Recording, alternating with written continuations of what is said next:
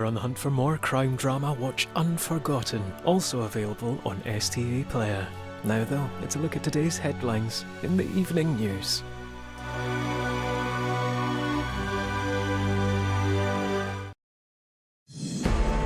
Stay out of hospital if you can. The public told to avoid risky behaviour while junior doctors are on strike. NHS leaders are warning there won't be the usual level of care and up to 350,000 appointments could be cancelled. There's got to be another way to sort out their problems. Stop going on strike because you're affecting children at the end of the day and it's not right. Also tonight, violence flares in Northern Ireland on the eve of a visit by President Biden. Keir Starmer doubles down on Labour's controversial attack ads targeting the Prime Minister, and we have a close-up look at the Gold State coach that has a glittering role in the Coronation.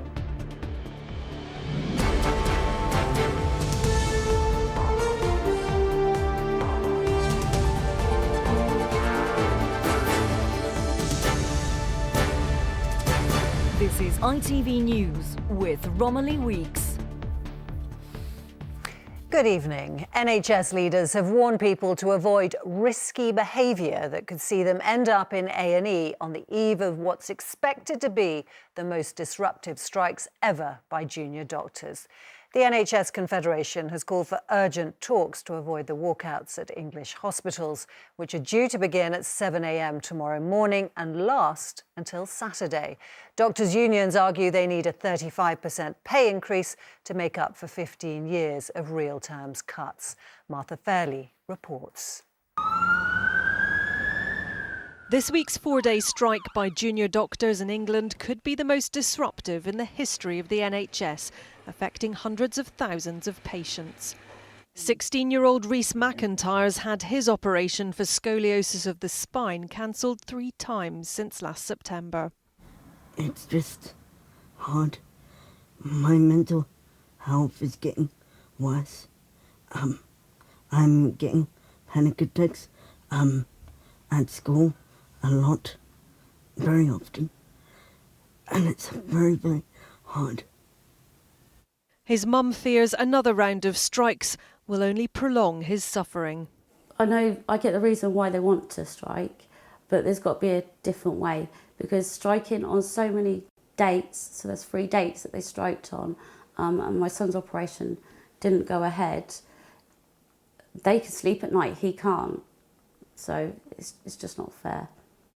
Junior doctors in England will walk out at 6:59 tomorrow morning for 96 hours. A 3-day strike last month resulted in 175,000 appointments and operations cancelled. This strike could see 350,000 cancellations. The British Medical Association's calling for a 35% pay rise. Junior doctors say striking was a last resort. We can only apologise to patients whose care will be disrupted. But over the long term, what we've seen is year upon year, things getting worse and worse. And we know that it's only going to go in one direction if we don't take a stand like this at the moment. The government says doctors' demands are unrealistic, while NHS bosses fear patient safety may be put at risk if services are overwhelmed. If you have a worry, then there is 111. There's the NHS website. There's your GP. Don't go to A&E unless you really need to. And yes, as we would say to people at all times, try to avoid, risky behaviour, because, the health service is not going to be able to provide the level of care that it wants to over the next few days. With the government and junior doctors' unions giving no ground in this dispute, both sides are being urged to turn to the conciliation service ACAS to avoid further strikes, putting even more pressure on the NHS. Martha Fairley, ITV News. Police in Northern Ireland have appealed for calm after petrol bombs were thrown at a police van in Londonderry. It comes on the 25th anniversary of the Good Friday Agreement and on the eve of a visit by President Biden to Belfast. Earlier, Rishi Sunak called for a swift return of the power-sharing assembly at Stormont, praising the bravery and compromise shown by the leaders who secured that peace deal. Our senior international correspondent John Irvine reports. There was a lot of Northern Ireland's history marked today. These are Protestant apprentice boys of Derry marching in mid-Ulster to commemorate the defence of the city in 1689. Before the Good Friday Agreement, such parades could lead to trouble. This took place in a constituency that has a Sinn Féin MP. But peace has cooled things down and there's a lot more compromise about these days.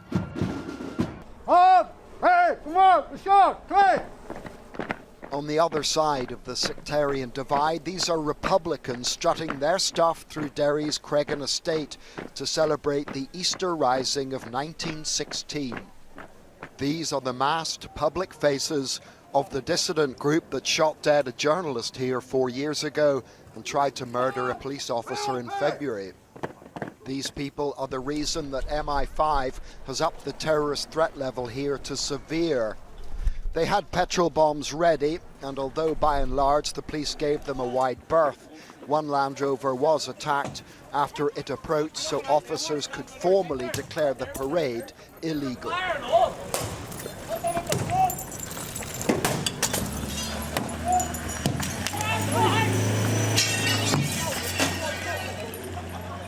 Later, their march took them to a cemetery where they honoured dead IRA members of the past. Afterwards, they retrieved more petrol bombs and went looking for trouble, which the police denied them by backing off completely.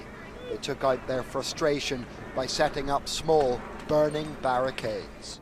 If today was some sort of barometer regarding the support enjoyed by Republican dissidents, well, the numbers were small and they'll be disappointed. But groups like the new IRA remain dangerous, and the Police Service of Northern Ireland is greatly concerned about the potential for a terrorist attack this week.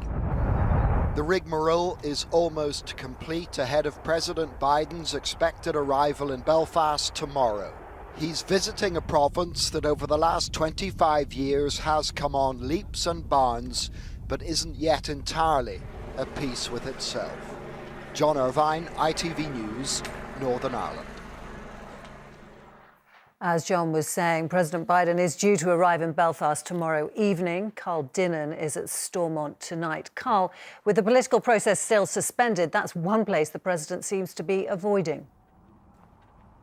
Yeah, that's right, Romilly. And I suppose in one sense, why would President Biden want to come and be linked to an assembly that isn't sitting? I think also, though, there's a political reality, which is that he is a president so associated with nationalism that he is not going to be the man who can persuade unionists to go back into government here. Although some unionists I've spoken to do think he could try a bit harder to show that he understands their perspective. He's only going to be in Northern Ireland for just under 24 hours before heading to the Republic of Ireland for a longer visit, which shows, I suppose, that his priority really is American voters, many of whom identify as Irish Americans. But this is still a presidential visit to Northern Ireland, and the reason it is happening at all is to commemorate this document, the Good Friday Agreement, signed 25 years ago today. The document that cemented the peace here and that ensured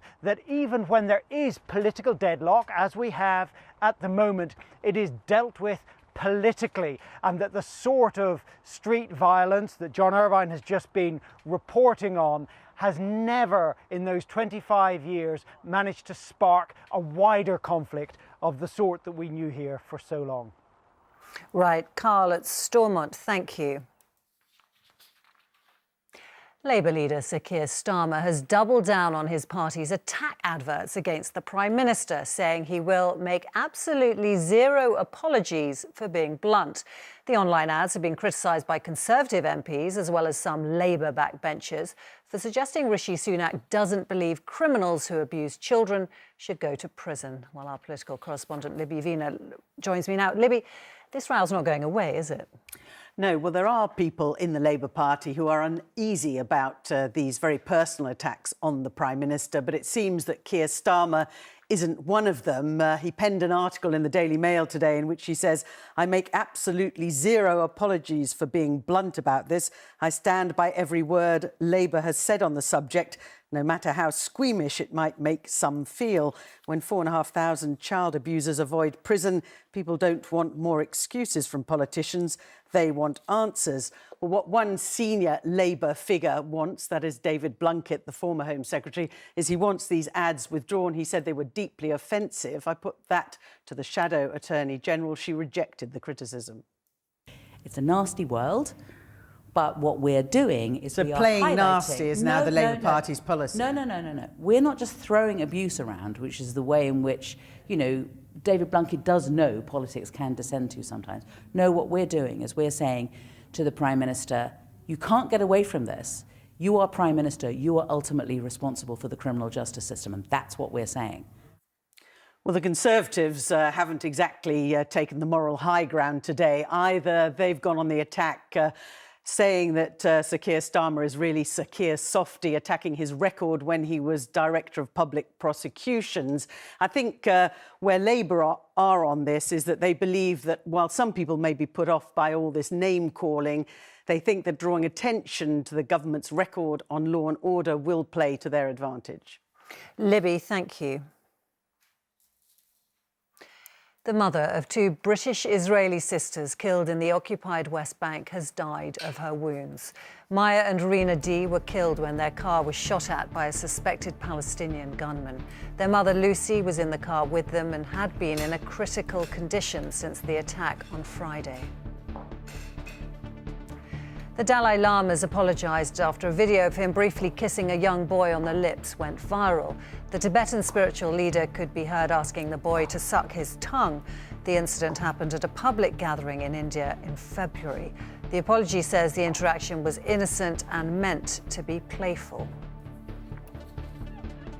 Joe Biden appears to have confirmed he'll run for re-election in next year's presidential election. Speaking at the White House's annual Easter egg roll, Biden told NBC's Al Roker he's made a decision but isn't ready to make an official announcement. Are you saying that you would be taking part in our upcoming election in 2024? Well, I'll either be rolling an egg or being the guy who's pushing them out. Come on, help a brother out. Make some news for me. No. I plan on running now, but we're not prepared to announce it yet. Buckingham Palace has confirmed that King Charles's coronation procession will only be around a fifth of the length of the route his mother took after she was crowned. The King will break with tradition by using the iconic gold state coach for only one leg of the journey from Westminster Abbey. Lizzie Robinson reports.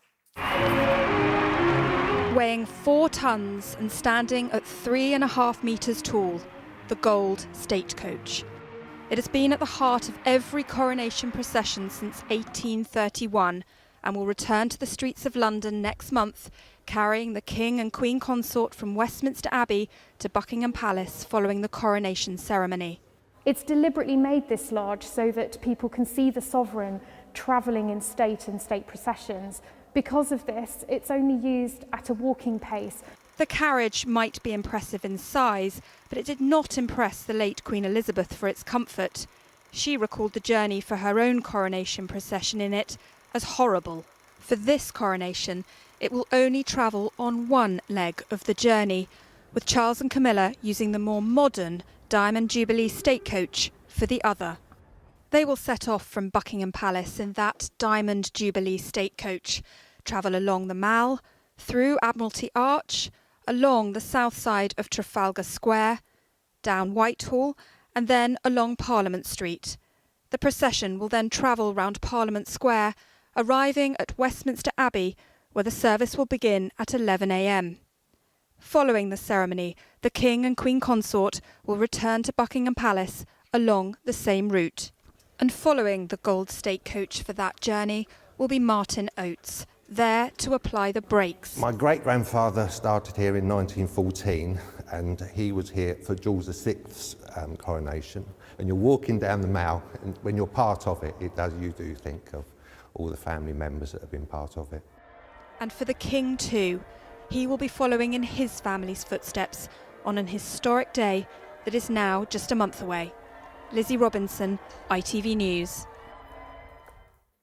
And that is all for now. I will be back with the late news at 10:15. Until then, good evening.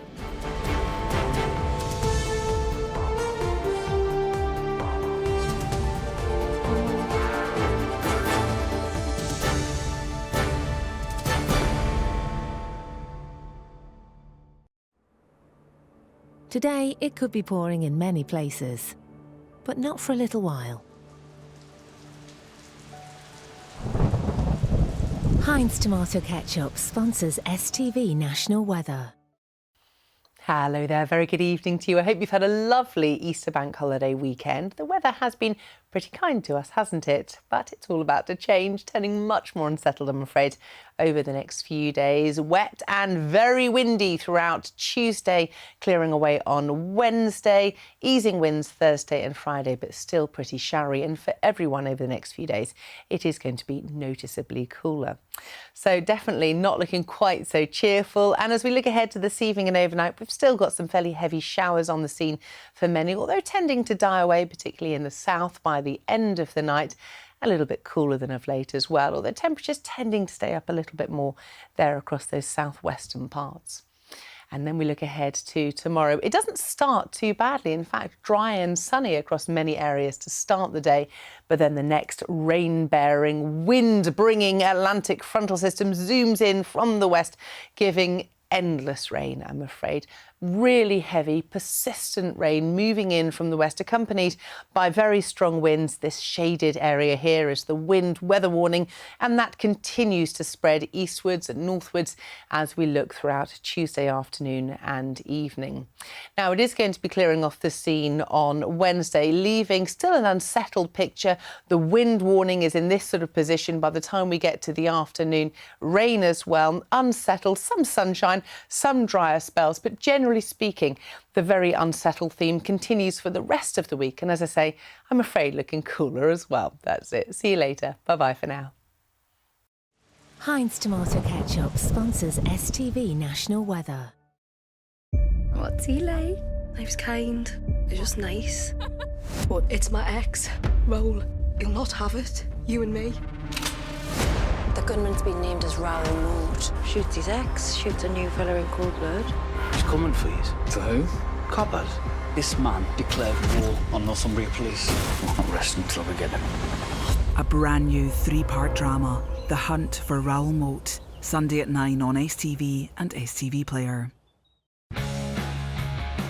I'm Siobhan. I've just recently moved back from London. And I'm an alcoholic. 35 and I'm not where I thought I would be. But I'm on the right track now. So everyone keeps saying. And you lie to yourself, you lie to everyone. You have to break the cycle. There are things going on in this family that need to be confronted. Sure this is the right place for you to stay sober? New comedy drama, The Dry. Watch first on STV Player. The man spoke his last words to you. That's a bond. Why didn't they ask Evans? What does that mean? I don't know. I was trying to work out what had happened. How exciting. You caused quite a stir in the village. That's how I like my villagers. Did you say someone tried to poison me? Do you mean to tell me that you cannot remember? I'm not going to hurt you. She's pretty. She's frightened. She's pretty frightened. Why didn't they ask Evans? Watch the full series now on STV Player. It was phenomenal. Seriously, that's something I've never, ever seen before. I've never seen anything like that in my life. Oh my God! It was fantastic. One of the most incredible things I've ever seen. We've been doing the show for 16 years and we've never seen anything like it. Anything. I'm never going to forget this performance. Britain's Got Talent, Saturday at 8 on STV and STV Player.